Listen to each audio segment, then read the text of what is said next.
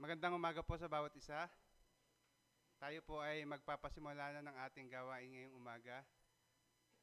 Tunay nga po na isang pagpapala mula sa ating Panginoon na tayo ay muling nagkatipon-tipon ngayong umaga upang siya ay purihin at sambahin. At sa ating pong pagsamba, ilan po natin sa Kanya ang ating buong puso, buong isip, para sa pananalangin, para sa pag-awit ng papuri, at para sa pakikinig ng Kanyang mga salita. Naanyayahan po ang lahat na maglaan ng isang minutong katahimikan at nawa po ay maranasan ng bawat isa ang presensya ng ating Panginoon.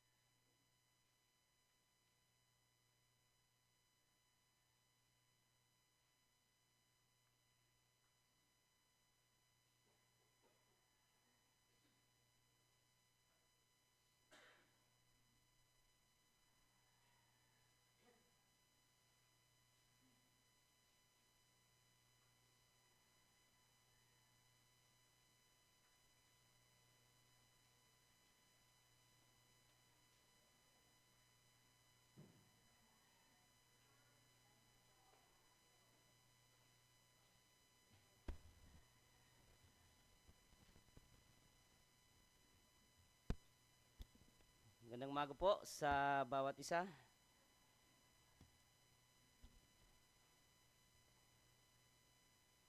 May kagalakan tayo bilang isang komunidad at bilang magkakapatid. Una, pagdiwang ang pribilehiyo ng pagsamba na hindi tayo karapat-dapat. Di katanggap-tanggap na lumapit at sumamba sa Diyos, ngunit pinapaging dapat. Sa pamamagitan ng kabutihan at tabag ng Panginoong Hesus. Kagalakan na sumunod sa utos ng Diyos na pahalagahan at italaga ang linggo bilang araw ng ating Panginoon o yung Lord's Day. Kagalakan na tanggapin ang mga biyaya at pagpapalang kalakip ng pagpapahalaga sa araw ng Panginoon. Sabi sa Exodus 20:11, 6 na araw ko nilikha ang langit, ang lupa, ang mga dagat at ang lahat ng nasa mga ito, ngunit namahinga ako sa ikapitong araw. Kaya't ito'y aking pinagpala at inilaan para sa akin. Kagalakan na umawit ng pagpupuri, manalangin ng taimtim, makinig ng salita ng Diyos kasama ng aking mga kapatid sa pananampalataya at makapagpalakasan.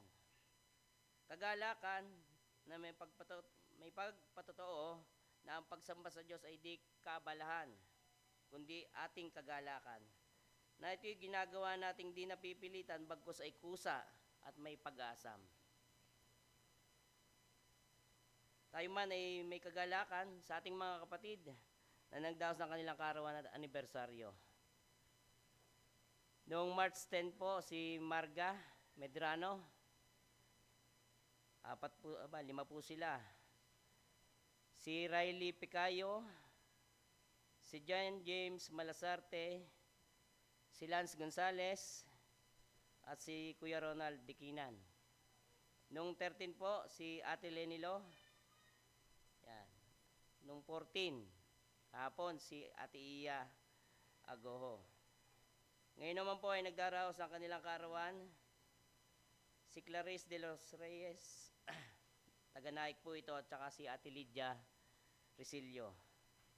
Yan, wala pong nagdaos ng kanilang anibersaryo.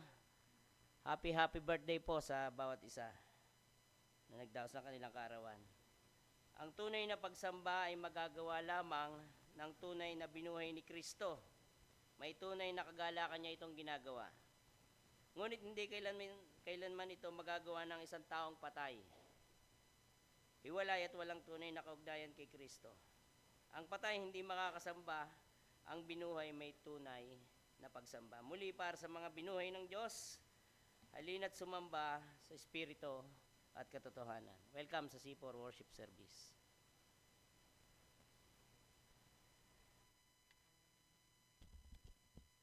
Ngayon pong umaga, atin pong pasimulan ang ating pagsamba sa isang awit. Atin pong sama-samang awitin, O Haring Walang Hanggan.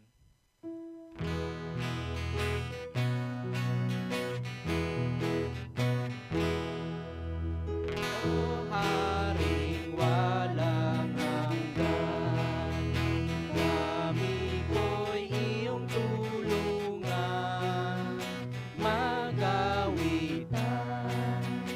O Diyos na marangal at mapagtagumpay, kami pagharian kailan pa man. O Kristong Hari namin, ang aming mga dalangin, iyong dinggin, laging pagpalain ang bayan mong aking at pagkabanalin sa gawain. O Diyos na diwang banal, ang mga aral mong sakdal ay itanglaw, at kami puro ang ika'y paglingkuran. Huwag mo kaming iwan kailan pa man. Tayo po lahat, ito kayo. Diyos na tatlong persona, ngunit tunay na iisa, dakila ka, niluluwalhati ka, namin sinisimba, namin sumasamba, Hallelujah.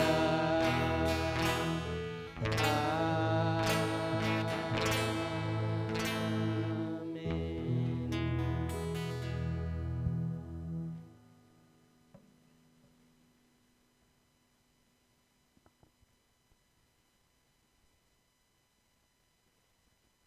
Sabi ng awit 50, tunay na pagsamba. Ang makapangyarihang Diyos, si Yahweh ay nagsasaysay, ang lahat ay tinatawag sa silangan at kanluran. Magmula sa dakong Siyon ang lunsod ng kagandahan, makikita siyang nagniningning sa kaluwalhatian. Ang Diyos natin ay darating, ngunit hindi matahimik. Sa unahay nangunguna ang apoy na nagngangalit, bumabagyong ubod lakas, humahangin sa paligid. Ginagawa niyang saksi ang lupa at kalangitan upang masdan ang ganitong paghatol sa mga hirang. Ang lahat ng matatapat na lingkod ay tipunin, silang tapat sa kasunduan at mag-alay ng handog. Ang buong kalangit ay naghahayag na ang Diyos isang hukom na matuwid, kung humatol ay maayos. Kayong aking mga lingkod, makinig sa sasabihin. Ako ay Diyos, ang inyong Diyos, salita ko'y unawain. Ako'y mayroong patutuot saksi laban sa Israel. Hindi ako nagagalit dahilan sa inyong handog, ni sa inyong mga hain sa damban ay sinusunog. Bagaman ang mga toro'y hindi ko na kailangan, maging iyang mga kambing at ang inyong mga kawan. Pagkat akin iyang hayop sa gitna ng kagubatan, making bakang naglipana sa maraming kaburulan, akin din ang mga ibong lumilipad sa itaas, at ang lahat ng may buhay sa parang ay aking lahat. Kung ako may nagugutom, hindi ko nasasabihin, yamang lahat sa daigdig na narito'y pawang akin. Ang karne ng mga toro, iyon ba'y aking pagkain? At ang inumin ko ba'y dugo ng mga kambing? Ang ihandog ninyo sa Diyos ay ang inyong pasasalamat, at pangakong handog ninyo ito pa rin ninyong lahat. Kung kayo ay may bagabag, ako'y lagi inyong tawagin, kayo'y aking ililigtas, at ako'y inyong pupurihin. Verse 23, ang parangal na nais ko na sa aking ihahain ay handog na pasasalamat, pagpupuring walang maliw, akin namang ililigtas ang lahat ng masunurin. Basahin po natin sabay-sabay ang samba. Handa, basa. Sa iyo, o kataas-taasang Diyos, buong pagpapakumbaba kaming sumasamba bilang isang komunidad na mga tinubos sa iyong biyaya. Ang aming pangunahin at pinakamahalagang pananagutan ay ang sambahin ka na aming manlilikha dahil sa iyong kamangha-manghang gawa. Marubdo po naming hangad kami na ang buhay, pagkilos at pagkatao ay iyong hawak, ay ang sambahin ka sa espiritu at katotohanan upang lalong lumalim ang aming pagkakilala at ugnayan sa iyo. Buong puso naming itinatalaga ang aming sarili, hindi para sa aming kapurihan at kasiyahan, kundi para sa iyong kaluwalhatian at kaluguran. Alay namin sa iyo ang pinakamataas na pagpapatalaga, parangal, paggalang at papuri ngayon at magpakailanman. Amen. Tayo ay manalangin. Kinikilala namin, O dakilang Diyos, na kayo ang aming Diyos na manlilikha. Ang lahat ng meron sa mundong ito'y iyong gawa. Ikaw ang siyang gumawa ng lahat ng bagay at pag-aari mo ang lahat ng bagay. Maging ang aming buhay, ito'y mula sa inyo. Kinikilala namin na kami bilang iyong mga nilikha ay mayroong tungkulin. Ang kayo ay sambahin sa espiritu at katotohanan at ang iyong mga salita'y aming pakinggan. Dalangin namin, Panginoon, na sa umagang ito, na sa aming pagsamba, hindi ang aming sarili, kundi ikaw na tanging manlilikha ang siyang maparangalan at madakila sa aming kalagitnaan. Mula sa pagbasa ng iyong mga salita at maging sa iyong pangangaral, ikaw lamang, O Diyos, ang siyang mabigyang kaluwalhatian. Sa pagkakataong ito, aming Ama, kami po'y nagpapasalamat sa loob ng isang linggo. Pinatunayan mo sa bawat isa sa amin na hindi mo kami pinagkulang. Sapat ka sa lahat ng aming mga pangangailangan. Ikaw ay tapat, dangan kung minsan kami hindi tapat, ngunit ang iyong katapatan ay hindi nagbabago. Sa pagkakataong ito, aming Diyos, kinikilala namin kayo, Diyos na nakakasaliksik at nakaalam ng laman ng puso at isipan ng bawat isa sa amin. Sa pagkakataong ito, kinikilala namin na kayo'y dakila, kayo'y banal. Kaya sa aming pagsamba, hindi marapat na merong kaming itinatagong kasalanan. Kung kami man, Panginoon, may kasalanang nagawa, hayag man o lihim, sinasadya man o di sinasadya, aming Diyos, ito po'y aming inihihingi ng tawad sa inyo. At sa aming pagsambang ito, O dakilang Diyos, nawa sa aming pagsamba, hindi kami sumbatan ng aming mga budhi habang ikaw ay aming sinasamba. Maraming salamat sapagkat ang Panginoong Jesucristo na nag-alay ng kanyang dugo at nagtigis ng kanyang dugo at nag-alay ng kanyang katawan doon sa krus ng Kalbaryo ang naging dahilan upang kami ay makasamba sa inyo ng ayon sa iyong kalooban. Kaya Panginoon, pagpalain niyo ang bawat isa sa amin, samahan niyo kami at pangunahan kami ng iyong banal na Espiritu. Ito po ang aming dalangin sa pangalan ng Panginoong Jesus. Amen. Atin pong patuloy na itaas ang pangalan ng ating Panginoon. Tayo po ay patuloy na umawit.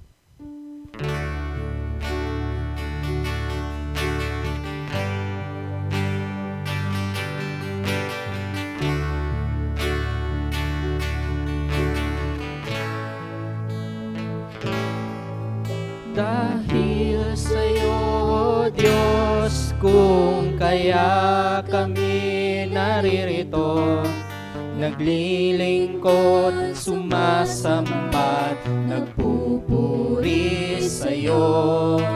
Dahil sa'yo, O Diyos, kung kaya kami inuusig, pagsubok at pasakit ay aming tinitiis. Dahil sa'yo, O Diyos, kung kaya kami nakaligtas, pag-ibig mo at pagmamahal aming naramdaman. Dahil sa'yo, O Diyos, kung kaya kami maligaya, wala nang pagsinlan, kasiyahang nadarama. Dakila ka, O Diyos, tunay kang Panginoon, makapangyarihan at banal ang iyong pangalan. Tunay kang mapagpala, tunay kang kaibigan, Panginoong dapat magpakailanman. Kung magkasalan ay tinubos mo sa pamamagitan, iyong anak na ipinako sa krus. Wala nang hihigit pa sa iyong kabutihan, sa iyong kapangyarihan, mas matataas-taasan.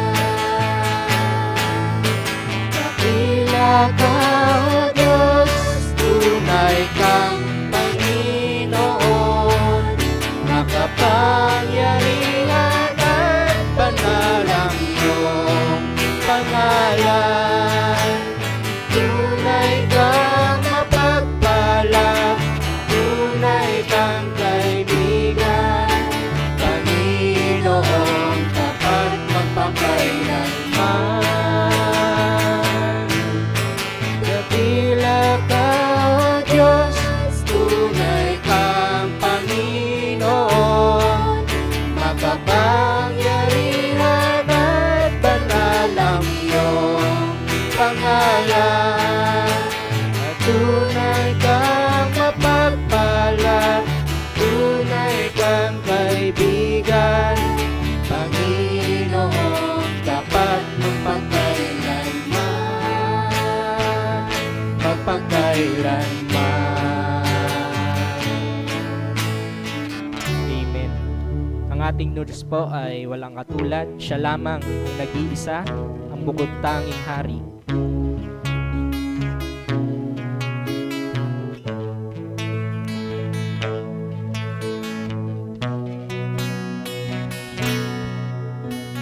Wala kang katulad, walang gaya mo.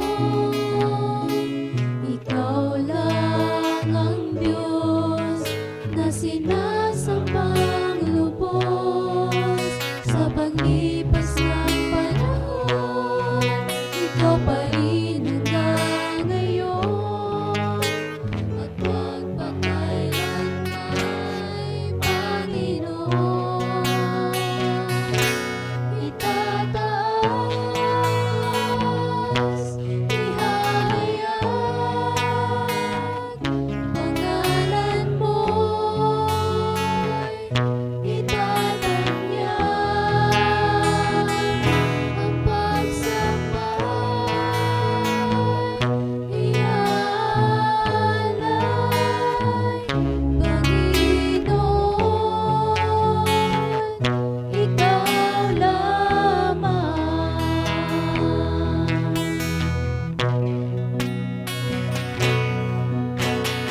Ang salita mo ang kailangan ko, siya ang aking buhay at ang aking gabay. Hindi kumukupas, hindi nagmamaliw, isip ko ngayon binabago. Itataas, ihahayag, pangalan mo'y itatanyag, ang pagsamba iaalay, Panginoon,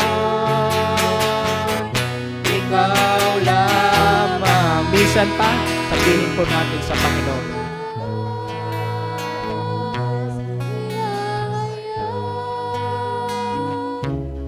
Pangalan mo'y itatanyag,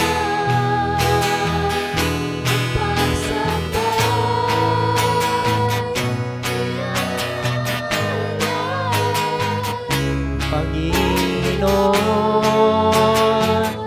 ikaw lamang. Panginoon, ikaw lamang. Sa Diyos po natin ibalik ang pinakamataas na papuri.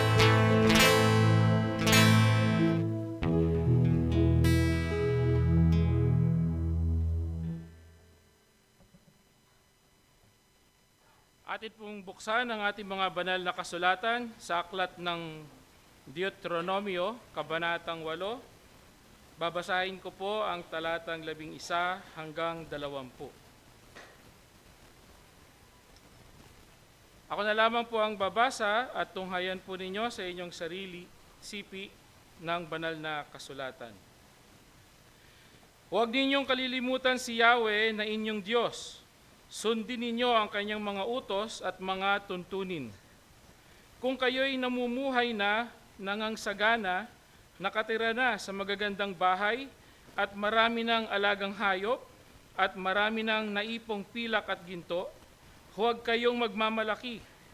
Huwag ninyong kalilimutan si Yahweh na nagpalaya sa inyo mula sa pagkaalipin sa bansang Ehipto.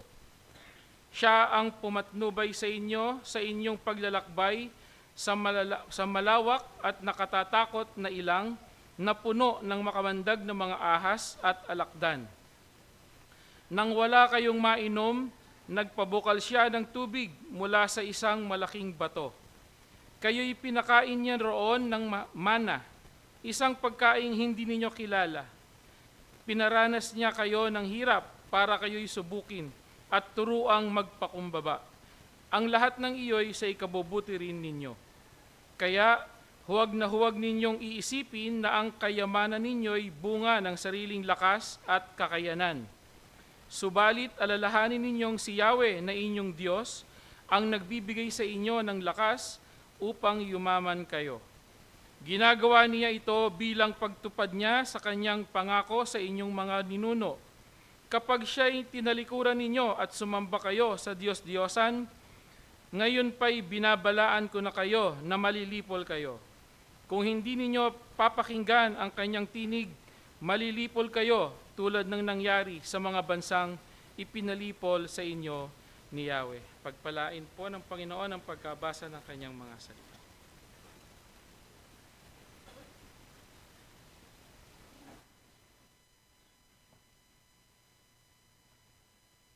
Bilang paghahanda po sa ating pagkakaloob ngayong umaga, sabay-sabay po nating bigkasin ng ako'y isang katiwala. Ako'y isang katiwala, ready, begin. Ang lupa ay sa Panginoon at ang lahat ng narito. Ang sanlibutan at sila ang nagsisitahan dito.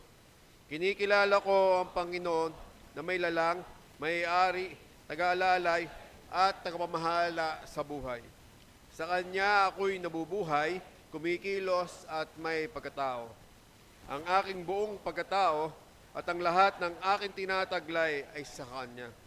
Ang aking panahon, talento, hanap buhay, mga mahal sa buhay, mga material na tinatangkilik ay mula sa Diyos. Bilang katiwalang Kristiyano, kinikilala ko ang pagiging Panginoon niya sa aking buhay at ako ay magsusulit sa Kanya pagdating ng araw. Ngayon, ako ay naghahandog at nagkakaloob ng buong puso at may kagalakan para sa Kanya. Habang iniipon po ang ating mga offering, tayo po ay umawit.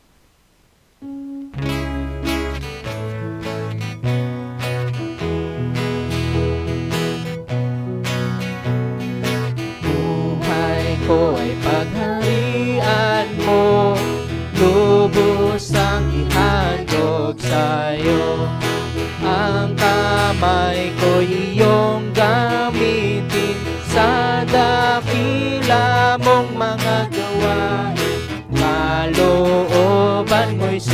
susundin. Ang labi ko ay gamitin mo sa pag-akay sa mga tao. Iyong gamitin ang aking tinig sa pag-awit ng iyong pag-ibig, magpupuri hanggang langit. Kunin mo ang hilap at ginto, yaman ko'y hindi itatago. Sa bawat panahon at araw, nais kong lagi kang kaulayan hanggang sa aking pagpanaw. Kagustuhan mo ay supiling, kalooban mo'y susundin. Puso ko'y iyong pag-arian at gawin mong trono at tahanan sa lahat ng aking araw.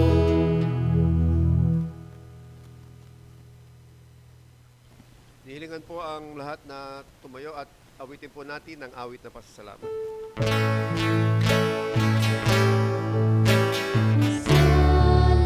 Salamat po, Panginoon,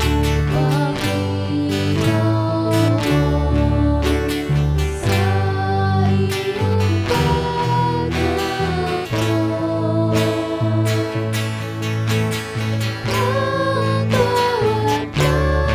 Ang bawat pagpapala mo, higit kay sa ginto.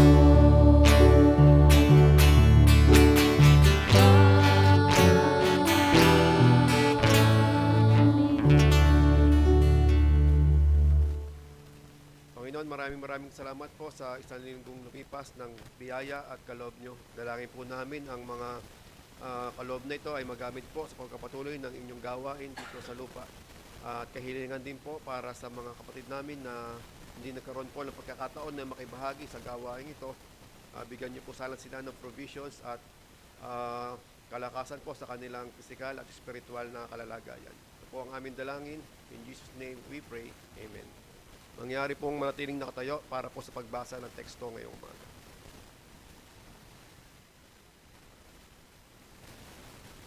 Magandang umaga po at inaayahan po ang bawat isa na mula sa kanilang sipi ng Biblia, buksan niyo po sa aklat po ng Gawa, Kabanatang 11, Talatang 11 hanggang 30. Ako na lamang po ang babasa at ito po ay inyong subaybayan. Ang Iglesia sa Antioquia. Ang mga mananampalataya ay nagkahiwa-hiwalay dahil sa pag-uusig na nagsimula ng patayin si Esteban. May nakarating sa Phoenicia, sa Chipre at sa Antioquia. Saan man sila makarating, ipinangangaral nila ang salita, ngunit sa mga Hudyo lamang. Subalit may kasama silang ilang taga-Chipre at taga-Sirene na pagdating sa Antioquia ay nangaral naman sa mga Griego ng mabuting balita tungkol sa Panginoong Hesus. Sumakan nila ang kapangyarihan ng Panginoon at maraming naniwala at nanalig sa Panginoon. Nabalitaan ito ng iglesia sa Jerusalem, kaya't sinugo nila sa Antioquia si Bernabe. Nang dumating sila roon at makita ang pagpapala ng Diyos sa kanila, sila'y nagalak at pinagpayuhan silang lahat na manatiling tapat sa Panginoon. Mabuting tao si Bernabe, puspos ng Espiritu Santo at matibay ang pananampalataya, kaya marami siyang nadala sa Panginoon. Nagpunta si Bernabe sa Tarso upang hanapin si Saulo, at nang kanyang matagpuan ay isinama sa Antioquia. 1 taong singkad silang nanatili roong kasama ng iglesia at nagturo sa maraming tao. At doon sa Antioquia, unang tinawag na Kristiyano ang mga alagad. Noon man ay may mga propetang dumating sa Antioquia mula sa Jerusalem. Tumindig ang isa sa kanila na ang pangalay Agabo, at sa kapangyarihan ng Espiritu ay nagpahayag na magkakaroon ng malaking tagutom sa buong daigdig. Nangyari ito noong kapanahunan ni Emperador Claudio. Nagpasya ang mga alagad na magpadala ng tulong sa mga kapatid na naninirahan sa Judea ayon sa kaya ng bawat isa. Gayon nga ang ginawa nila at ipinadala ang kanilang tulong sa matatanda na iglesia sa pamamagitan ni Bernabe at Saulo.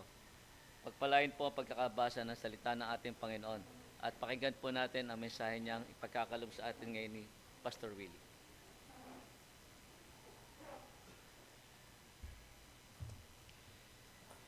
Isang malamig na umaga po sa inyong lahat.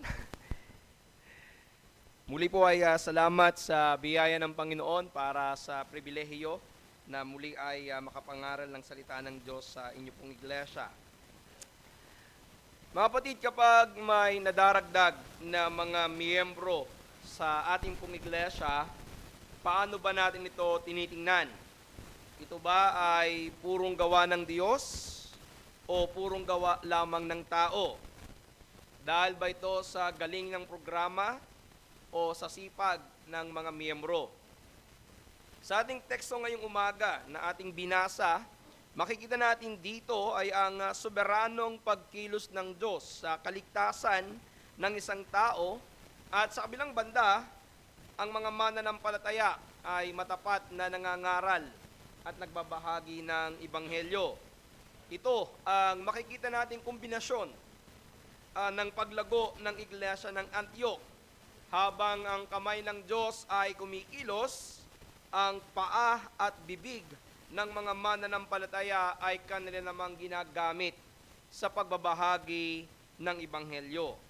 Nawa, ang ganitong pagkilos ng Diyos ay ating maranasan ngayong umaga, at nawa, ang ganitong pagsunod ng mga mananampalataya ay maging pagsunod ng mga mananampalataya sa iglesia nito.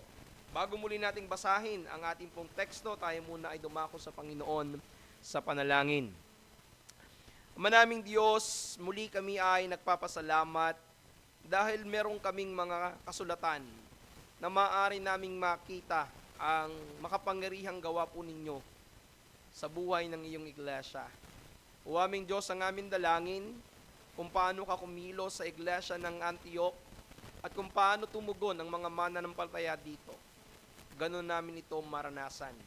Gusto naming maranasan kung paano ka kumilos sa aming iglesia. At gusto naming maranasan kung paanong tumugon na may buong kasigasigan at katapatan ang iyong mga anak. Samahan niyo po kami sa pangangaral ngayong umaga. Mangusap kayo sa amin sa umagitan ng iyong mga salita. At kung sakaling meron kaming mga bisita ngayong umagang ito, kung sakaling meron ditong wala pa kay Jesucristo, nawa ang pangangaral ng iyong salita ay muli niyong kasangkapanin para sa kanilang kaligtasan. Ang lahat ng ito dalangin namin sa pangalan po ng iyong anak, ng aming Panginoong Yesus. Amen.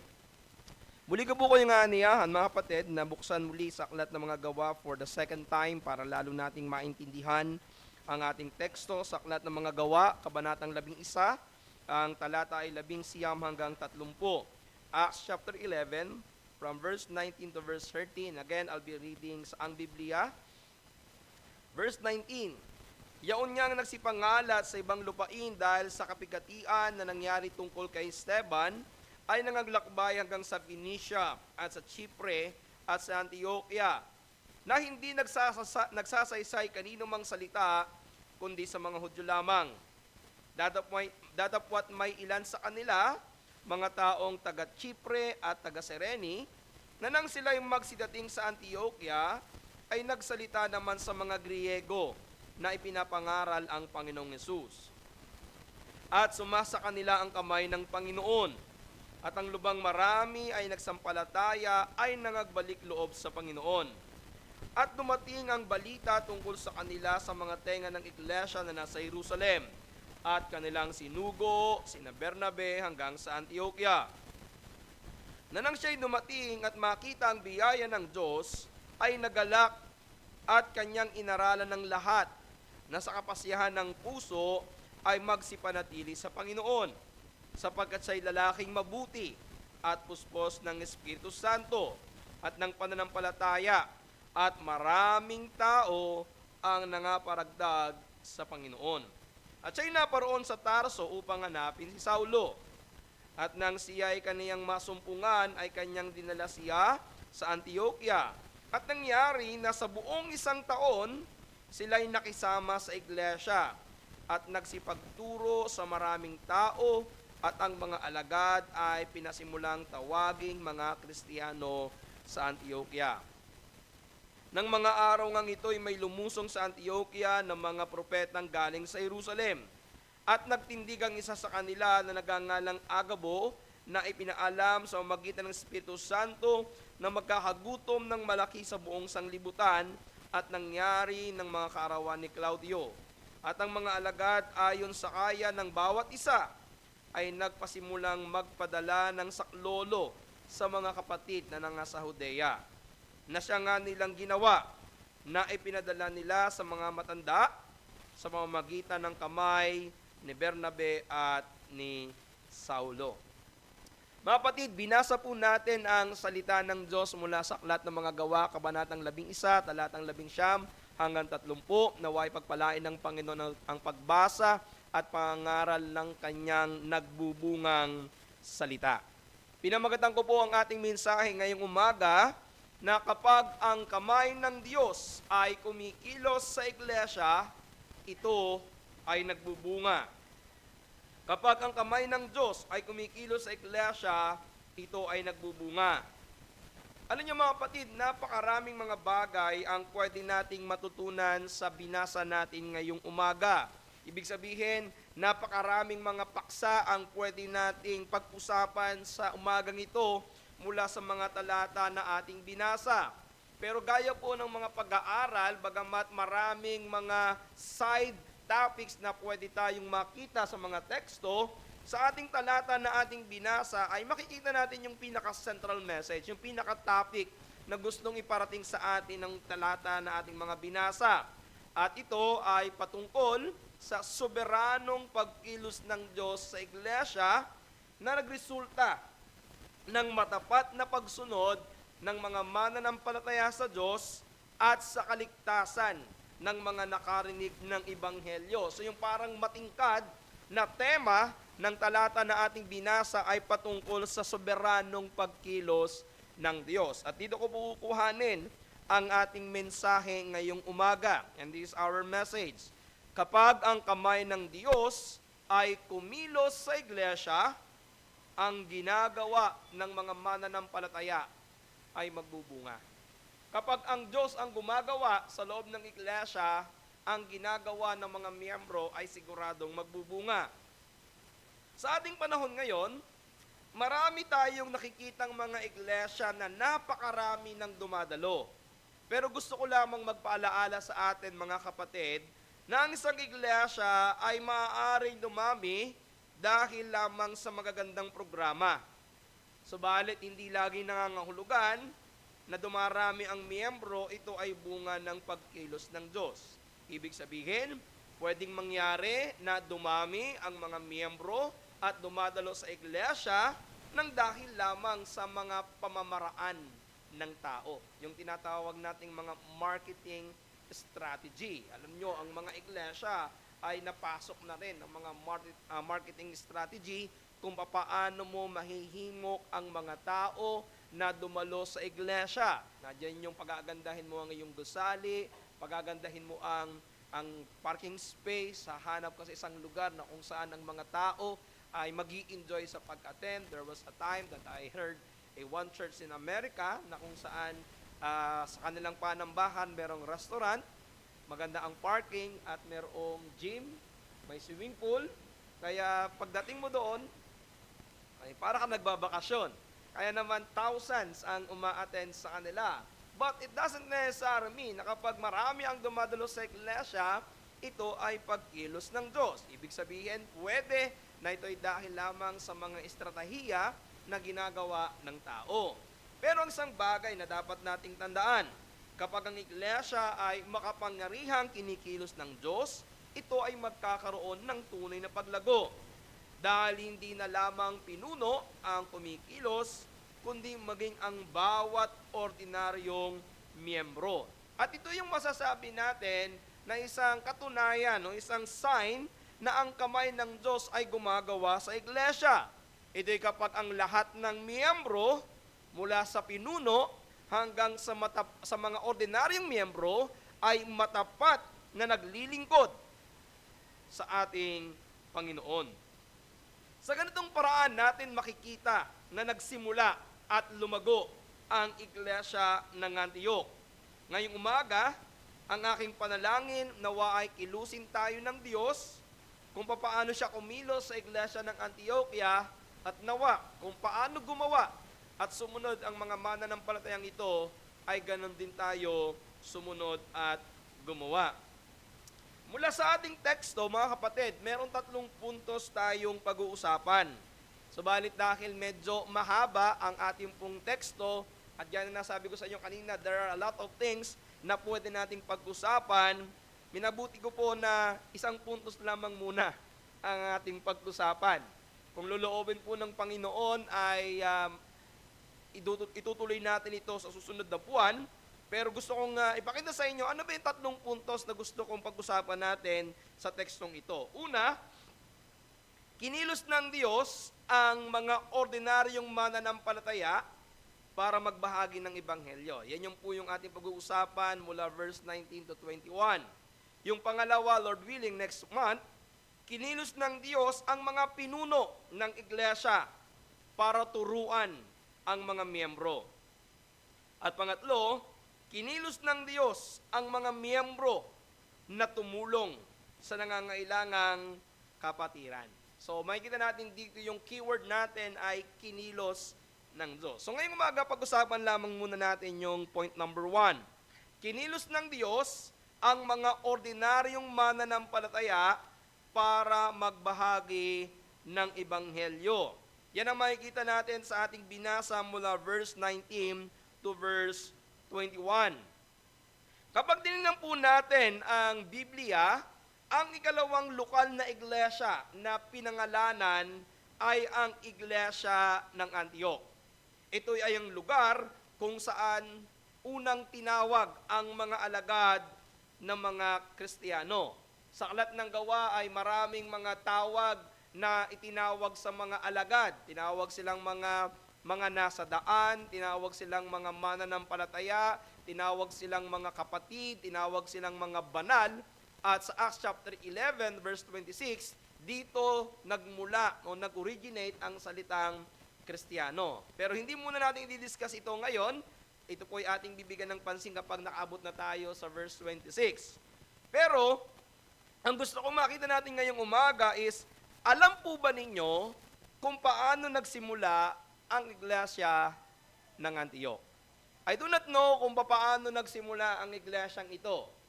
Ang alam ko lamang, nung naikwento sa akin ni Pastor Rex, ang kanyang ama, kung hindi ako nagkakamali, ay isa sa mga ginamit para masimula ng iglesyang ito matagal ng panahon. Pero sa iglesia ng Antioch, meron ba kayong idea kung paano nasimulan ang ikalawang iglesia sa Bagong Tipan? Ang nakakahanga dito ay ito. Hindi ito nagsimula sa pamamagitan ng mga evangelist na katulad ni Felipe. Hindi ito nagsimula sa pamamagitan ng mga apostol na gaya na Pedro at ni Juan.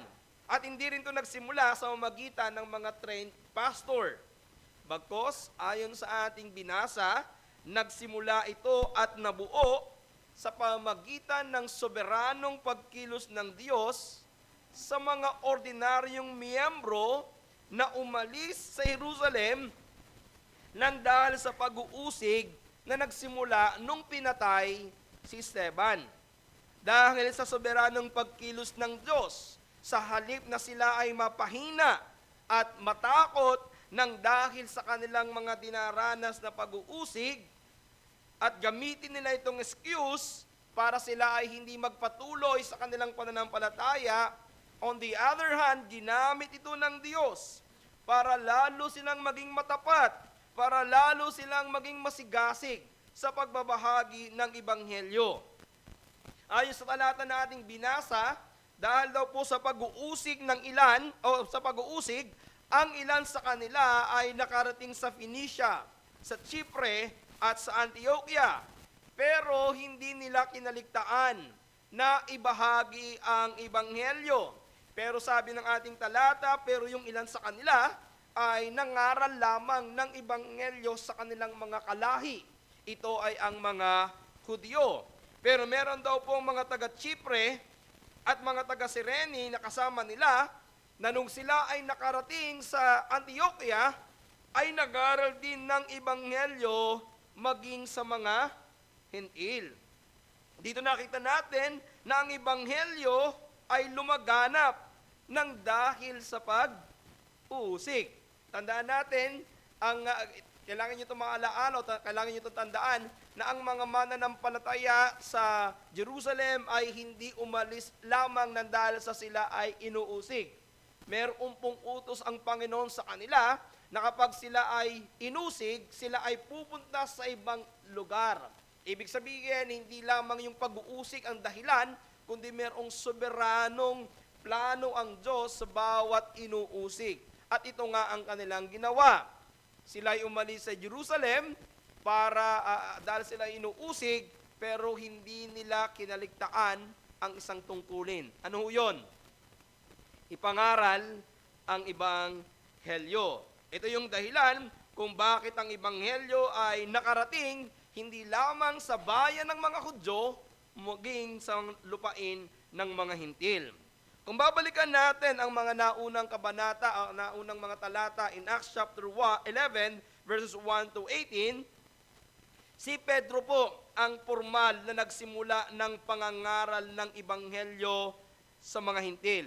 Now, bagamat makikita natin na si Felipe ay nangaral sa isang Hintil, which is ito yung bating o yung Ethiopian eunuch, pero yung formal preaching, lalong-lalo na sa mga Hintil, ay nangyari sa pamagitan ni Pedro.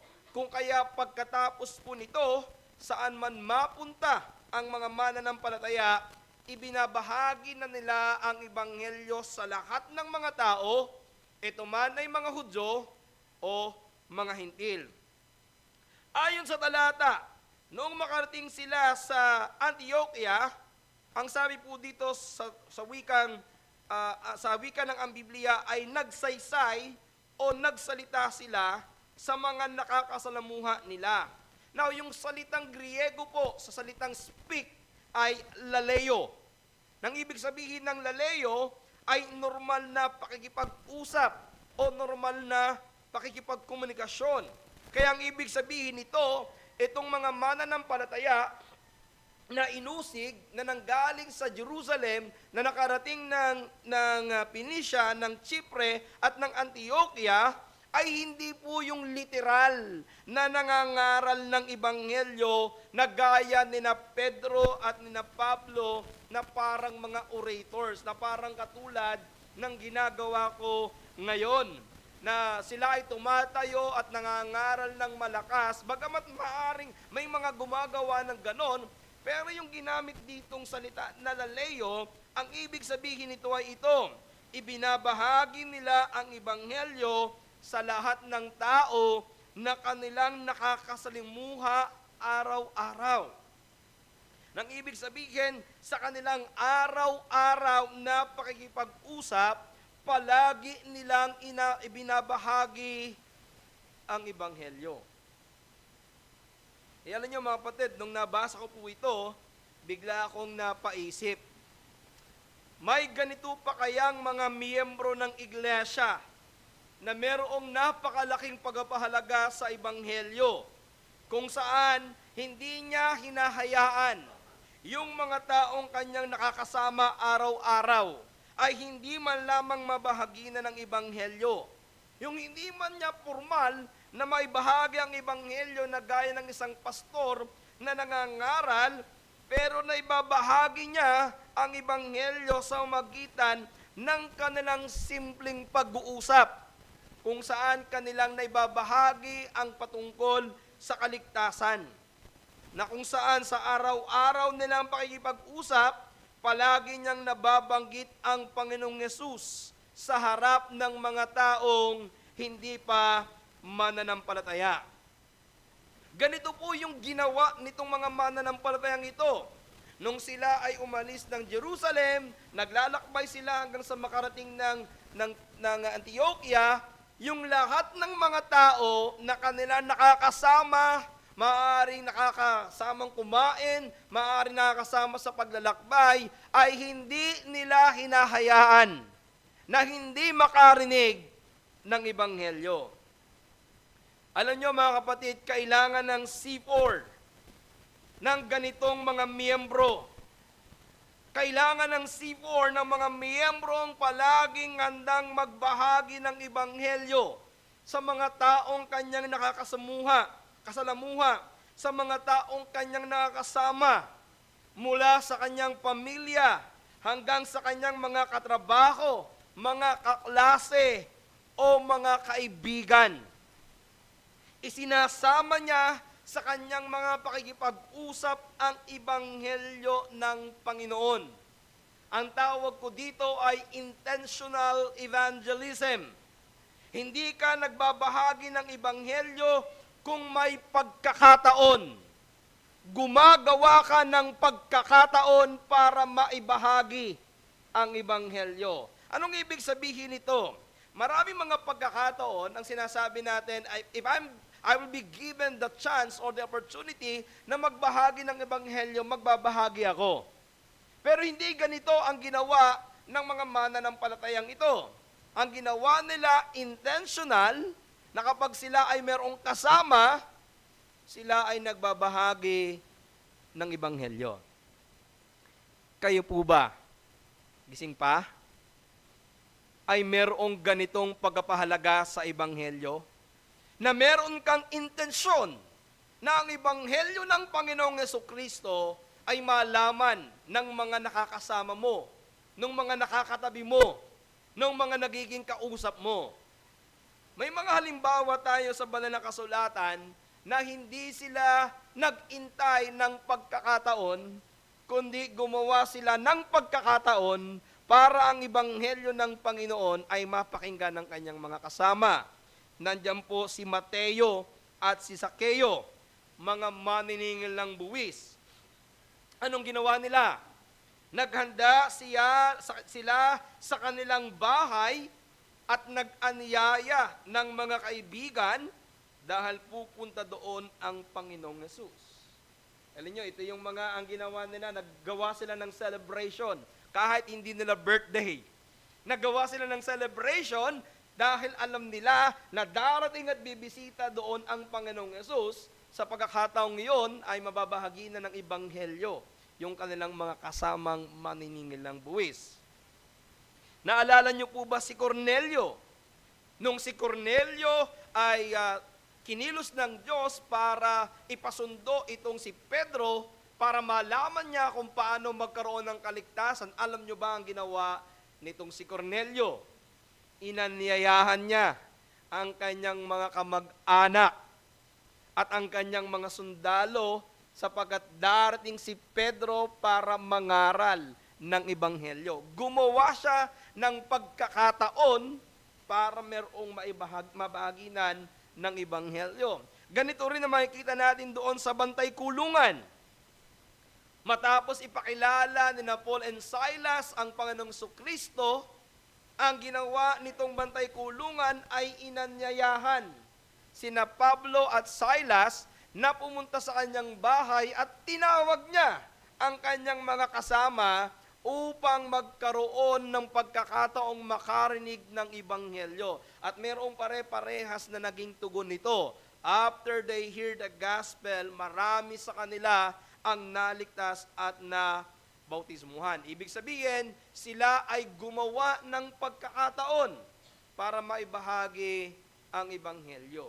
Isang katotohanan mga kapatid na dapat nating sinisikap na bilang mga mananampalataya ay magkaroon tayo ng intensyon at layuning ibahagi ang Ebanghelyo sa ating mga mahal sa buhay. Ang tanong na lamang ay, ginagawa mo ba ito? Ano nakakalungkot na katotohanan? Maraming mga mananampalataya ang kampante na sa kanyang kaligtasan. Sinasarili na lamang ang kaligtasan. nasanay na hindi ibahagi ang ebanghelyo. Kaya kahit matagal ng Kristiyano, walang naaakay, walang nadadala sa Panginoon.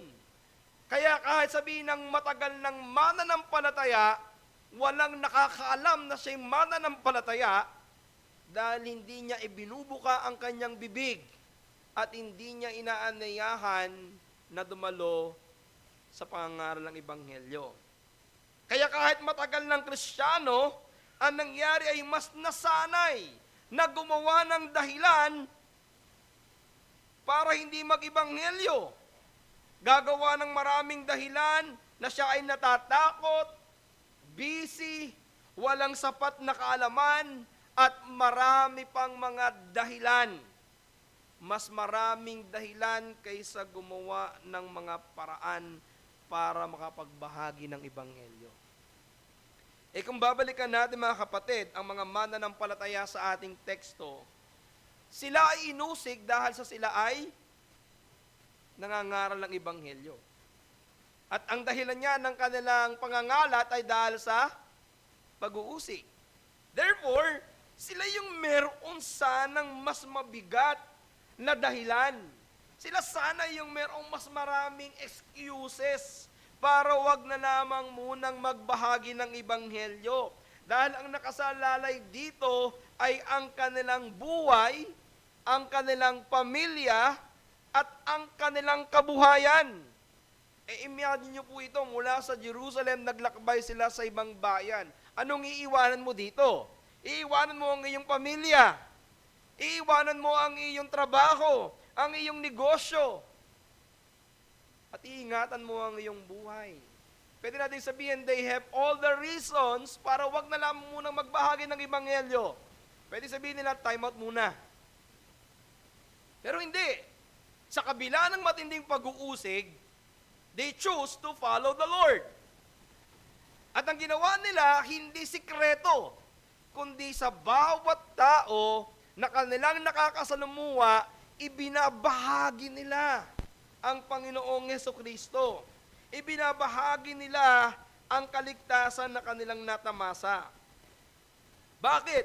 Dahil nalalaman nila na ang ebanghelyo ay ang kapangyarihan ng Diyos sa ikaliligtas ng lahat ng sasampalataya.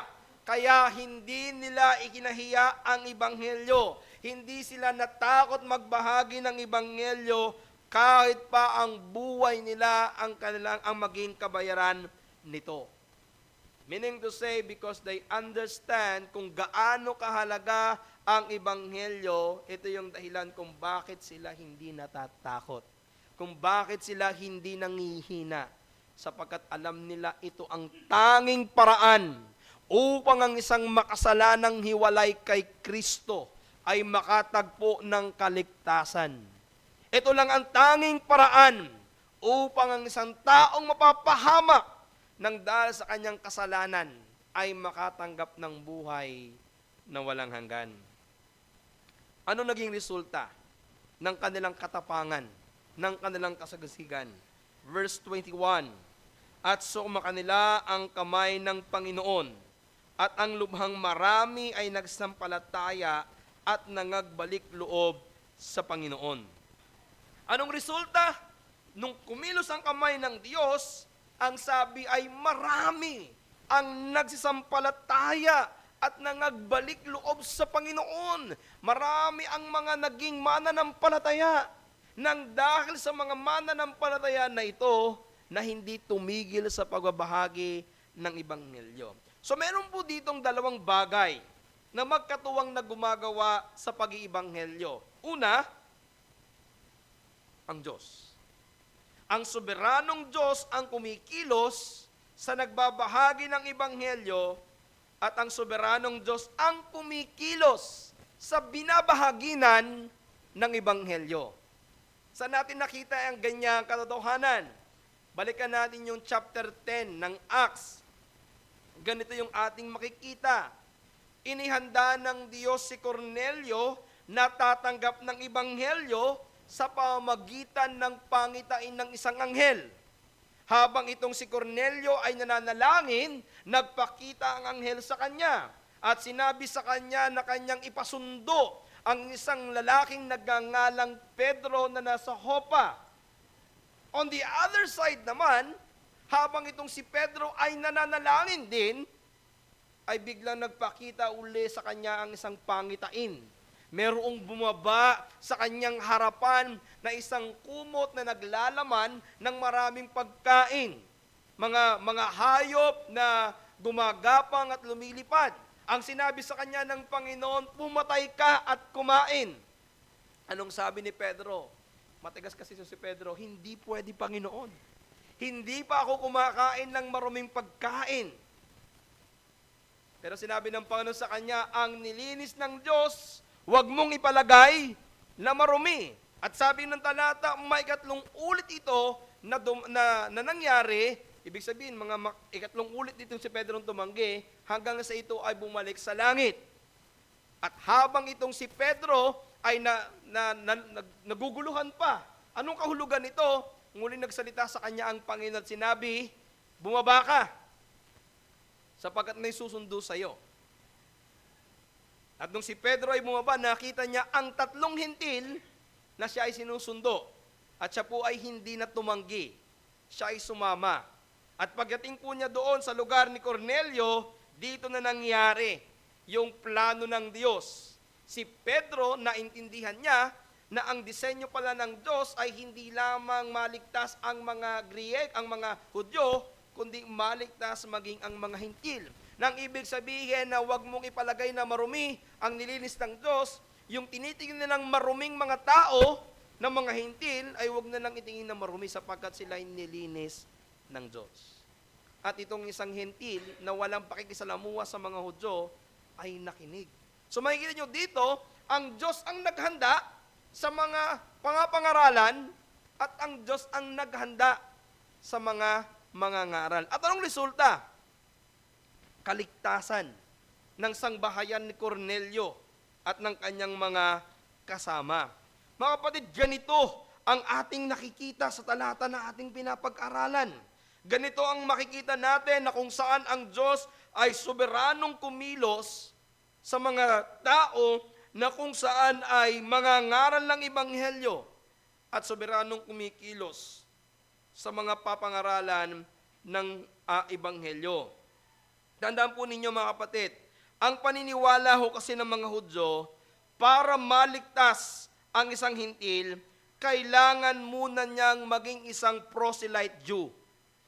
Okay, sige, naniniwala tayo na pwedeng maligtas ang mga Hintil, pero kailangan muna nilang maging proselyte Jew. Kailangan muna nilang matuli para makapasok sa lahi ng mga Hudyo. Kailangan muna nilang sumunod sa mga batas bago maging ganap ang kanilang kaligtasan. Kaya para sa kanila, isang alien, isang banyagang bagay na ang Diyos ay magliligtas ng isang Hintil na hindi dumadaan sa pagiging isang Hudyo. Ito yung makikita nyo sa Acts chapter 15, yung tinatawag na Jerusalem Council. Ito yung lumalaganap na problema sapagkat ang iba ay nagtuturo na para maligtas, kailangan mo munang maging Hudyo. Pero tinatayuan na ng mga apostol, hindi. Ang kaligtasan ng Hudyo at kaligtasan ng Hintil ay parehas lamang. Yan ang isinalaysay ng mga kasama ni Pedro na nakita kung paanong iniligtas ng Diyos ang mga Hintil na hindi naging proselyte Jew. So makikita natin dito mga kapatid, maliwanag na ang Diyos ang una at soberanong kumikilos sa kaligtasan ng mga taong nakikinig ng Ebanghelyo.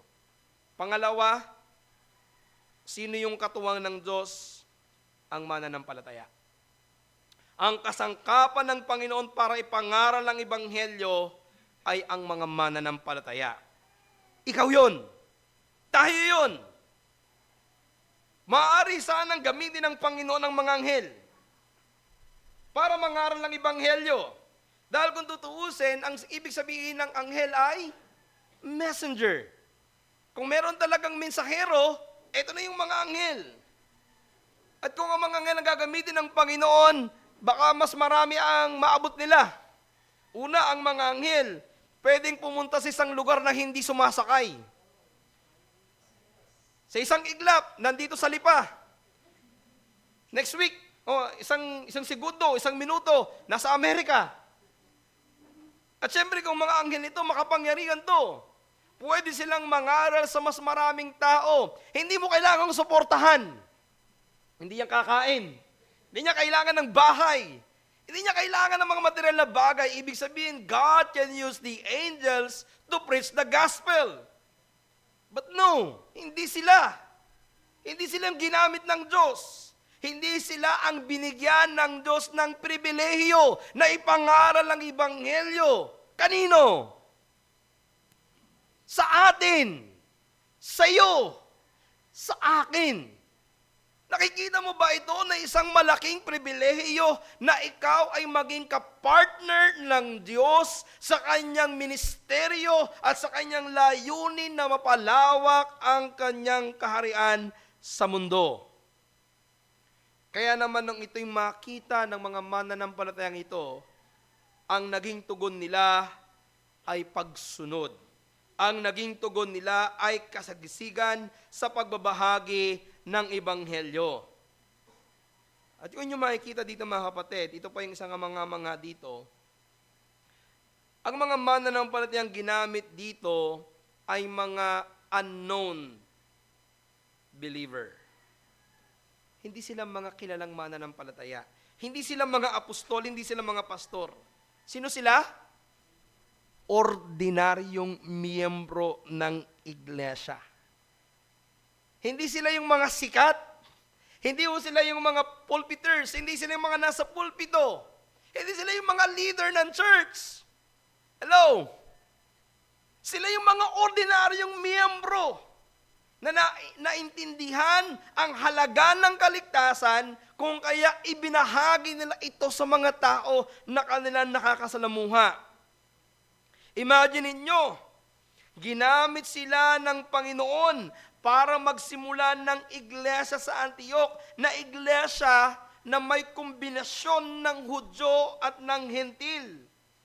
Ito yung congregation na nagsasama sa isang building ang isang Hudyo at isang Hentil. Bagay na hindi nangyayari sa mahabang panahon. Pero hindi man lamang sila pinangalanan. Hindi man lamang sila binanggit. Bakit kaya? Para sa akin, nakita ko ang dahilan para mas maging matingkad ang gawa ng Diyos kaysa mga ginamit na tao. Dahil napakadali sa atin na pansinin ang gawa ng tao na nakikita kaysa gawa ng Diyos na hindi nakikita. Ibig sabihin, ang ine-emphasis dito ay yung soberanong pagkilos ng Diyos. Now, sa mundo ng Kristyanismo, lalo na po sa mundo ng social media, napakaraming mga mananampalataya. Sa kasaysayan at sa kasalukuyan, ang naging kilalang mga evangelists. Marami sa kanila ang nakilala at naisulat sa kasaysayan. Let me just give you 4 na pinakakilalang mga evangelists sa nakaraang panahon. Si George Whitefield, noong 1714 and 1770, isa po siya sa pinakakilalang mangaral sa panahon ng First Great Awakening sa England at Amerika.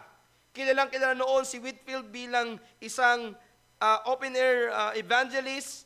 Nangangaral siya sa labas ng kanilang simbahan at kung minsan ay libu-libong tao ang nakikinig sa kanya nang walang microphone. Kilala din po ang isang kilalang Baptist preacher, si Charles Spurgeon. Siya po ay kilala bilang the Prince of Preachers, isang Baptist preacher sa London. Bagamat siya ay pastor, ang kanyang pangangaral ay malinaw na evangelistic. At sa kanilang iglesia na Metropolitan Tabernacle, libu-libong tao ang dumadalo bawat linggo upang makinig ng kanyang pangangaral. Another one is D.L. Moody, noong 1837 to 1899. Isang kilalang evangelist sa Amerika at sa Europa. Bagamat hindi mataas ang kanyang pinag-aralan, actually siya po isang shoemaker lamang o isang shoe polisher. Ano lang po, tagapagpunos lamang ng tsinela ng sapatos.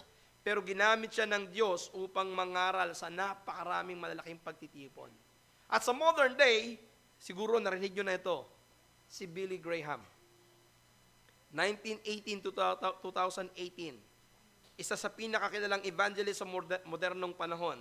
Sa kanyang crusade, milyon-milyong tao ang nakakarinig ng Ebanghelyo. Sa mundo ng Reform, we have Paul Washer, we have Ray Comfort, at marami pang iba.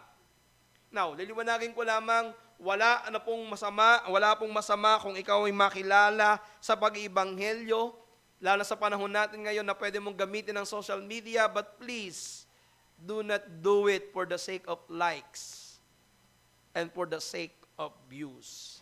Dapat maging maliwanag sa atin na ginagawa natin ito sapagkat tungkulin natin ito bilang isang Kristiyano. Pero ang isang remarkable dito sa ating teksto, sila yung nagtatag o pinagsimulan ng ikalawang iglesia sa Bagong Tipan, pero hindi man lamang sila nakilala. Alam nyo, nag-research din ako ng mga mananampalatayang hindi kilala, pero matapat na nangangaral ng Ebanghelyo. Magbibigay sana ako ng pangalan, kaso wala akong makita. Kasi hindi sila kilala. Gaya po nitong mga taong ito, na hindi man lamang natin malalaman kung sino sila. Hindi natin malalaman kung anong pangalan nila at maaring hindi na sila makilala. Sa mga susunod na panahon, kahit pa sa mga historical analysis, wala silang makita. Pero one thing is for sure, hindi man sila makilala ng mundo, kilala sila ng Panginoong Jesucristo. Dahil sinabi mismo ng Panginoong Yesus, nang sino mang ikakahiya ang kanyang pangalan sa lupa, ay kanyang ikakahiya sa harapan ng kanyang Ama sa langit.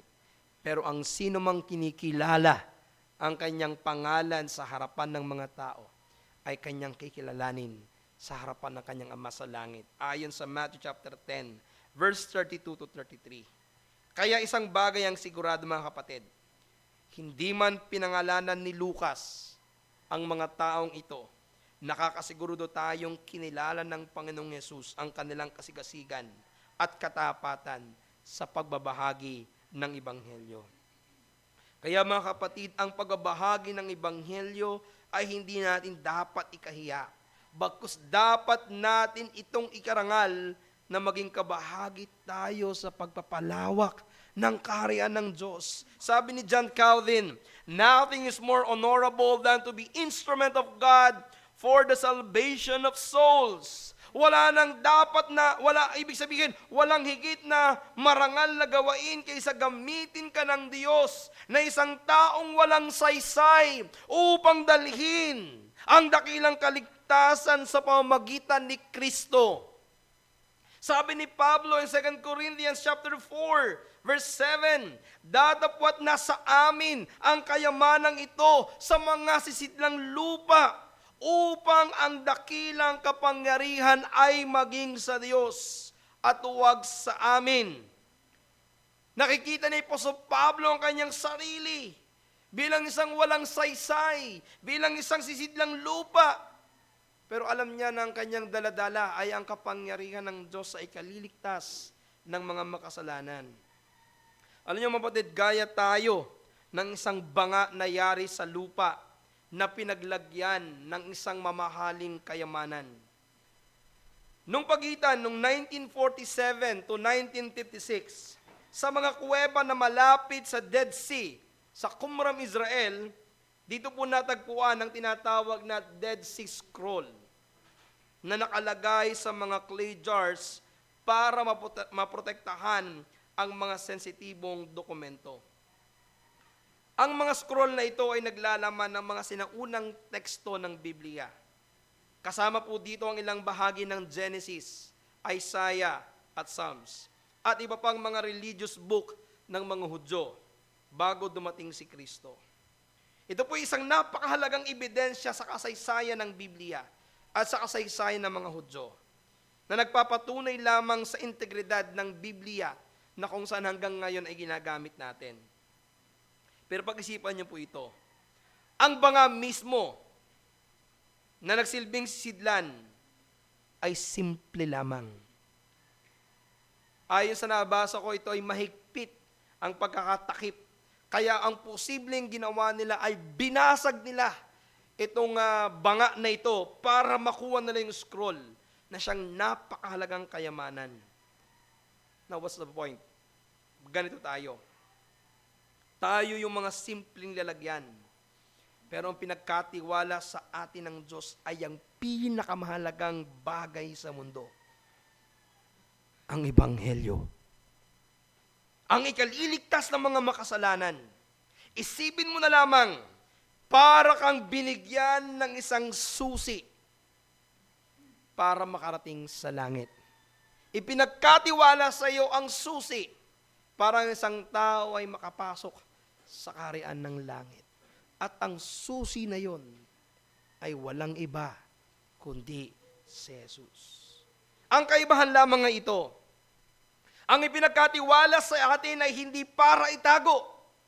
Ang ipinagkatiwala sa atin ay para ibahagi sa iba. Hindi ito binigay sa iyo para ingatan mo nang walang makaalam, kundi ibinigay ito sa iyo para ingatan mo na hindi masira, pero kailangan mo itong ibahagi sa iba. Kaya mga kapatid, kailangan natin ng mga miyembro na hindi man makilala ng mundo, pero matapat, matapang at masigasig na nagbabahagi ng Ebanghelyo sa mga tao.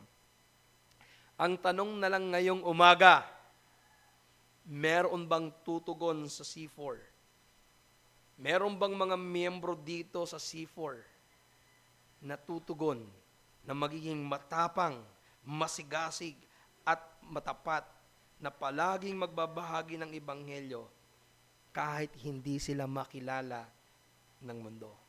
Kahit hindi sila ma-post sa Facebook at kahit hindi sila ma-recognize, pero patuloy kang magbabahagi ng Ebanghelyo. Tandaan ninyo ang isang mahalagang katotohanan. Kung ang pagpapalaganap ng Ebanghelyo at ang gawain ng iglesia ay nakasalalay lamang sa mga misyonaryo at mga pastor o mga leader, magiging limitado ang paglago ng ministeryo. Ibig sabihin, kakaunti lamang ang maabot ng tao kung iilan lamang ang gumagawa sa gawain ng Panginoon. Kung isang pastor na nangangaral ng Ebanghelyo, oo, maaaring merong kaunti na maabot ng Ebanghelyo. Ngunit iba ang disenyo ng Diyos sa kanyang iglesia. Ang disenyo ng Diyos, ang bawat tunay na sumampalataya kay Kristo bilang kanyang Panginoon tagapagligtas ay may pananagutan at may tungkulin na magbahagi ng mabuting balita sa iba. Kapag ang bawat mananampalataya ay naging saksi ni Kristo sa kanyang pamilya, kaibigan, trabaho, komunidad, ang Ebanghelyo ay mabilis na kumakalat at mas marami ang sasampalataya. Magkaroon tayo ng simpleng math. Kung 5 lamang ang nagbabahagi ng Ebanghelyo, ilan lamang ang mababahaginan? 5. Kung 5 lamang ang mag-iimbita para makarinig ng pangangaral, ilan lang ang magiging bisita? 5. Minsan hindi pa na-attend ang inimbitahan. Imagine nyo, kung lahat kayo na nandito ngayon, mahigit 50, ay magbabahagi ng Ebanghelyo, ilan ang mababahagi na natin? At kung lahat kayo, tuwing linggo, ay mag-aanyaya ng isang bisita, aapaw ang iglesyang ito sa dami ng makikinig ng pangangaral ng Ebanghelyo. Are you listening? Hindi lang yung mukhang yan na makikita nyo tuwing linggo. Maraming bagong muka ang makakarinig ng pangangaral ng Ebanghelyo. At kung hindi mo man madala sa panambahan tuwing araw ng linggo, kung bawat araw may intensyon ka na mangaral ng Ebanghelyo, mas kakalat ang Ebanghelyo. Alam ko, ang inyong iglesia ay maraming mga sinusuportahan. Alam ko, ng inyong iglesia ay maraming mga misyon, which is I thank God for C4 na maraming mga tumatayo. Pero alam nyo, maganda rin, dumating yung isang araw na magugulat ang C4 na meron ng isang komunidad ng mga mananampalataya sa isang lugar dahil merong ginamit na ordinaryong miyembro. Hindi yung mga leader ng church ang nagsimula, kundi kayo. At tatawagin nyo na lamang na katulad na nangyari dito sa iglesyang ito, nang makarating daw sa tenga ng Jerusalem, na may mga mananampalataya na sa Antioquia, anong ginawa na lamang nila? Ipinasugo nila si Bernabe. Di ba ang gandang bagay ng ganon? Pastor, punta kayo dito, meron na kaming 10 mga mananampalataya dito. Ang sabihin, sino nagsimula? Hindi na humalaga kung sino nagsimula. Ang mahalaga, may nasimulan. Ito yung nangyari dito. Mga kapatid, para itong isang ilaw. Kapag isang ilaw lamang ang nakasindi, limitado yung liwanag. Konti lang ang makakita.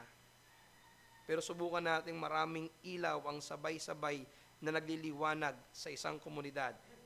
Liliwanag ang buong lugar. Mas marami ang maliliwanagan, mas marami ang makakarating sa daan ng Panginoon. Sabi ni John Calvin, ang ebanghelyo ay hindi bumagsak mula sa langit nang walang mga instrumento ng tao. Ginagamit ng Diyos ang ministeryo ng mga tao upang ipahayag ang kanyang biyaya. Ibig sabihin, pinili ng Diyos na gamitin ang kanyang mga lingkod bilang instrumento upang ipahayag ang kanyang ebanghelyo sa mundo. At isa ka sa instrumentong yaon. Ang tanong ko lang sa iyo, kapatid, ikaw ba ay isang mabuting instrumento? Ikaw ba ay isang masunuring instrumento? Ikaw ba ay sumusunod sa plano ng Diyos para sa kanyang kaharian? Tandaan natin, kapag kumilos ang Diyos, ang simpleng pagpapatotoo ay nagiging makapangyarihang instrumento ng kaligtasan. Yung inaakala mong parang wala namang dating, yung inaakala mong parang hindi naman pala nakikinig, yung inaakala mong parang hindi naman nakakaintindi, pwedeng gamitin ng Panginoon kahit yung simple mong pagbuka ng bibig. Parang isang taong makasalanan ay tumawag kay Kristo para sa kanyang kaligtasan. Tandaan mo, hindi ikaw ang magliligtas. Ang Diyos ang magliligtas. Ang kailangan mo lamang gawin ay sumunod. Magbahagi ng ebanghelyo. Pag malapit na po ang summer, ano po ang kakailanganin ng marami sa atin? Dagat? Hindi po, hindi dagat. Tubig. Pero paano makakarating ang tubig sa ating mga bahay-bahay? Kailangan natin ng hose. Kahit maraming tubig, hindi yan makakarating sa bahay-bahay kung walang dadaan ng hose. Ang ebanghelyo ay ang tubig. Ikaw ang hose na kailangan ng Diyos para makarating sa bahay-bahay upang sila ay matigib ang uhaw, upang sila ay makarinig ng ebanghelyo. Ikaw yung host na gagamitin ng Panginoon. Kaya ang hamon ko sa inyo ngayong araw na ito, maging gaya tayo ng mga mananampalatang ito na sinunod ang kalooban ng Diyos. Ngayon, sa ating mga bisita, ano ba yung ipinangaral ng mga mananampalatayang ito na naging sanhi ng kanilang kaligtasan? Ano ba yung kanilang napakinggan kaya sila sumampalataya at nangagbalik loob sa Panginoon? Ang sagot, ang ebanghelyo ni Kristo. Ano ba yung ebanghelyo ni Kristo? Ito yung tinapos na gawa ni Kristo sa krus. Si Kristo ang itinalaga ng Diyos Ama para maging tagapagligtas. Isinugo na katawang tao na buhay ng walang kasalanan. Nabuhay ng matuwid at walang karumihan. Subalit siya'y pinahirapan. Siya'y pinatay. Inilibing. At sa ikatlong araw ay muling nabuhay at umakyat sa langit. Bakit niya ginawa ito? Upang magbayad sala ng kasalanan ng tao. Upang maging kahalili ng tao. Upang maging tagapagpalubag loob sa poot ng Diyos. Upang ang sino mang makasalanan na dapat ay mamamatay sa kanyang kasalanan at mapaparusahan sa kanyang mga kasalanan ay magkaroon ng kapatawaran at malinis sa kanyang karumihan kung siya'y magsisisi at mananampalataya kay Jesus bilang kanyang Panginoon at tagapagligtas. Kaya ang pamanig ko sa inyo sa aming mga bisita ngayong umaga, nawawag kang umuwi na hindi ka sumasampalataya kay Jesucristo. Ginamit ngayon ang panambahang ito para marinig mo ang pangangaral ng Ebanghelyo. Huwag mong sayangin. Huwag mong baliwalain sapagkat ito ang pinakakailangan ng tao, ang Ebanghelyo ni Jesucristo. Kaya bilang konklusyon, mga kapatid, tandaan nyo, pinagpapala ng Diyos ang iglesia na ang lahat ng miyembro ay naglilingkod at nagbabahagi ng Ebanghelyo. Gusto nyo ba na ang C4 ay patuloy na pagpalain ng Diyos? Gusto nyo ba na ang C4 ay pagpalain ng Diyos? Gusto nyo ba na ang C4 ay pagpalain ng Diyos? Kakaunti. Lahat kayo ay maglingkod sa Diyos. Mula sa inyong mga pinuno hanggang sa ordinaryong miyembro ng iglesia. Mula sa pinakabata hanggang sa pinakamatanda, pwede kang maging instrumento ng Ebanghelyo ng ating Panginoong Jesucristo. Manalangin tayo. Ama naming Diyos, napakaliwanag ang mensahe sa amin ngayong umaga mula sa iyong mga salita. Na kami bilang mga miyembro, mga ordinaryong miyembro, mga mananampalataya, ay hindi mo iniligtas para lamang maupo. Kami ay iniligtas para maglingkod at magbahagi ng Ebanghelyo. Kung wala kang ginamit, wala kami rito. Kung wala nagbahagi sa amin, hindi namin maririnig ang Ebanghelyo. Sapagkat paano sila makakarinig kung walang tagapangaral? Panginoon, maliwanag ngayong umagang ito na hindi lamang mga pinuno ang iyong kasangkapan sa iyong iglesia, kundi maging ang mga ordinaryong miyembro na kahit hindi sila makilala ng mundo, makikilala mo sila at nakikilala mo sila kung sila'y matapat na naglilingkod sa iyo at nagbabahagi ng Ebanghelyo. Panginoon, sana kumilos kayo ngayong umagang ito upang makita ng mga kapatiran namin ang kahalagahan ng bawat isa ay sama-samang naglilingkod at nagbabahagi ng Ebanghelyo. Ang lahat ng ito, dalangin namin sa pangalan ni Jesus. Amen. Bilang tugon po sa mensahe, tayong lahat po ay tumayo at awitin po natin ang ating response song.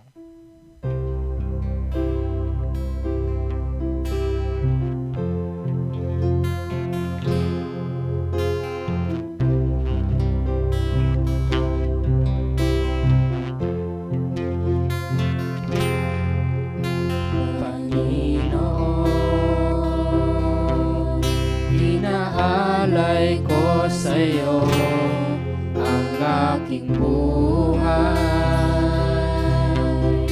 Sagin mo ito ayon sa nais mo. Susunod ako, Panginoon. Inaalay ko sa'yo ang aking buhay. Gamitin mo ito ayon sa nais mo. Susunod ako sa'yo. Ikaw ang maghari sa buhay ko.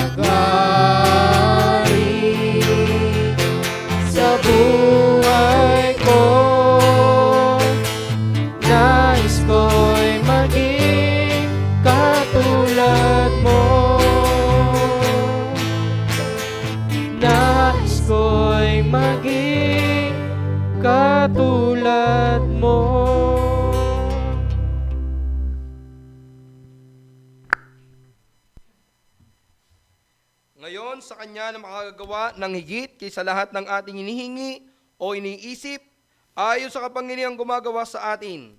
Sa Kanya nawa ang kalawalatian sa Iglesia at kay Kristo Jesus sa lahat ng salit-saling lahi, ngayon at magpakailanman. Amen. Sa iyong kagandahan, sambahin ka.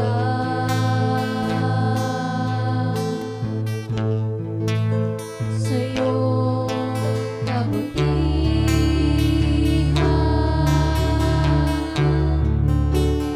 purihin ka. O Diyos, ang ngalan mo banal ay luwalhatiin. Panginoon, sinasamba ka namin, ngayon at kailanman, magpawalang hanggan. Sambahin ka sa iyong kagandahan, sambahin ka sa iyong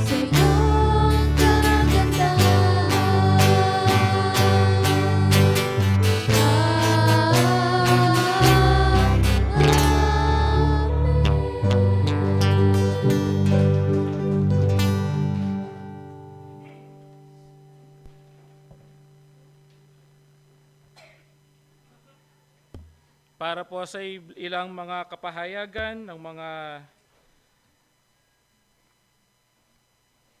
kaganapan dito sa ating komunidad. Nagpapatuloy po ang ating praying as one tuwing Lunes hanggang Biyernes sa 6:30 ng umaga.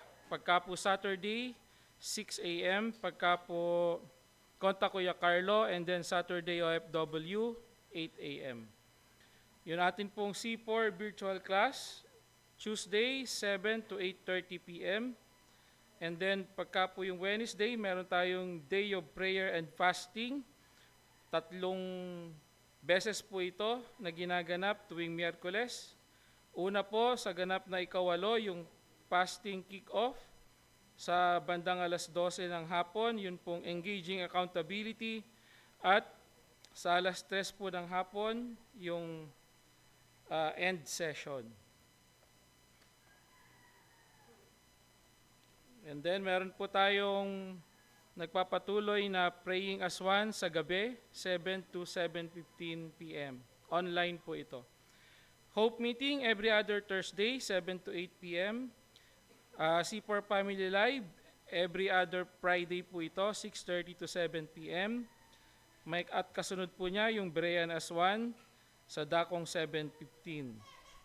Meron din po tayong nagpapatuloy na jail ministry every other Saturday, SBC and Sambahayan as scheduled, Better Together, Partners in Prayer as scheduled. Yan. So meron po tayong Bible class ngayon. Mag-start po ito ng 9:15 hanggang 10:15. And then meron pong meeting ang BOT at ang mga deacons 10:30. Yun pong Day of Prayer and Feasting sa March 18, 9 a.m. to 3 p.m. sa C4 Hope Center. Meron po tayong agape meal. At ibinabalita po na meron pong gaganapin na Teo Talk dito sa ating center sa darating na March 21 sa ganap na 8:30 hanggang 11:30 a.m. And then meron po tayong Lamb Battalion Formation sa March 28, 8 a.m. to 11:30 a.m.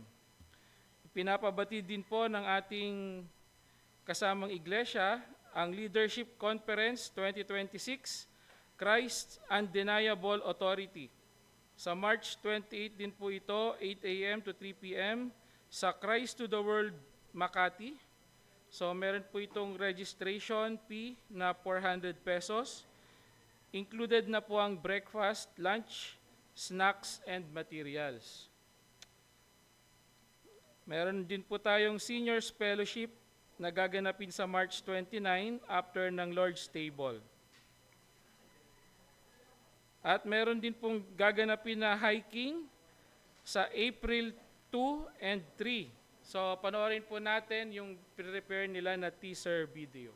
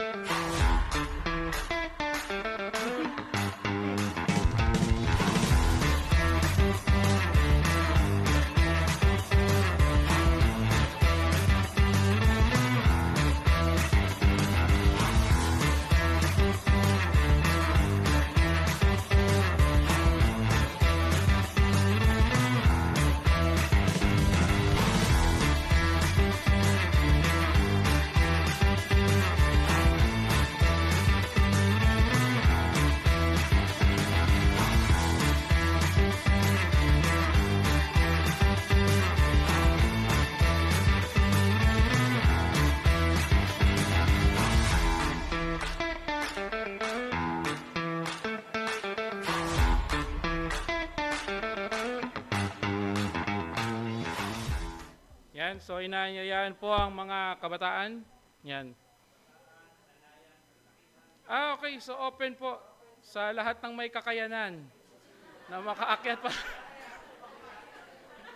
Pero sabi naman po ng kapatid na Joseph, ito daw po ay hindi gaano kataasan. Ano po? At ano lang, medyo mataas po siya pero hindi kataasan. Siyempre bundok mataas, di po ba? Pero ang sabi po ni Kuya Joseph, ay kaya daw po ito. No? Basta kaya po nyo, kaya.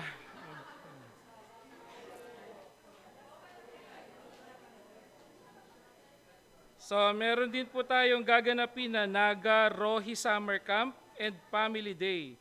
Ito naman po ay sa April 17 to 19. Yan. Sa mga nagnanais tumugon sa mamimigay daw po ng ng solicitation letter.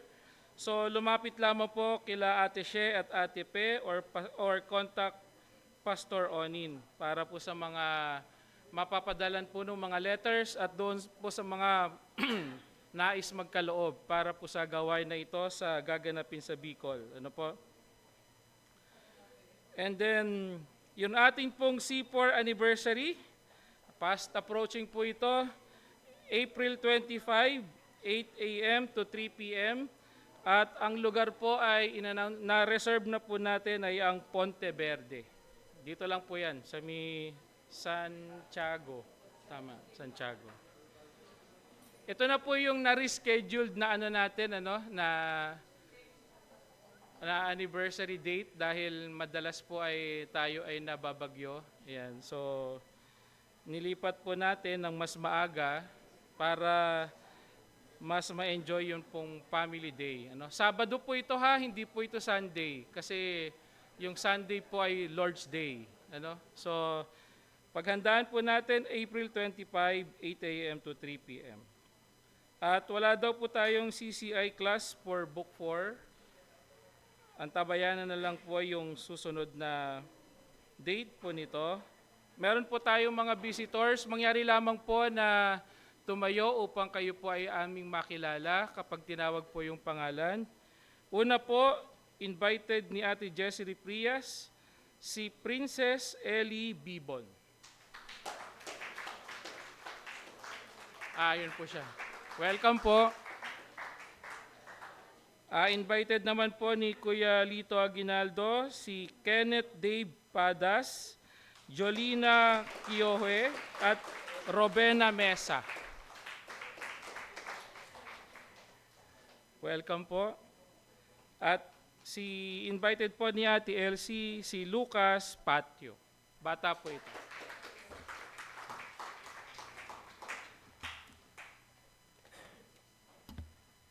Okay, yun lamang po at maraming pong salamat sa bawat isa.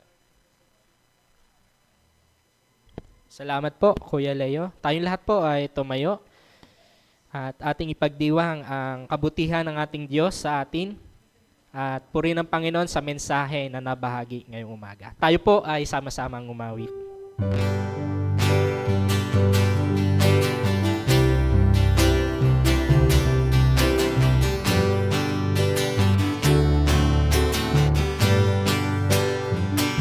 Tayo'y higit sa mga mapagtagumpay, pagkatanghari ang laging kaakbay. Siya ang lakas sa ating kainan,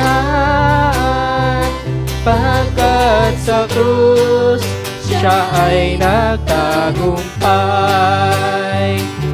Pangako niya'y lagi nating panghawakan at pagtiwala nating lubusan.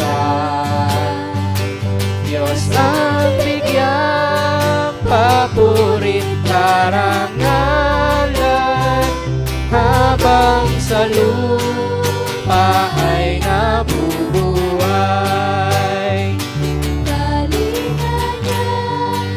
Ay lagi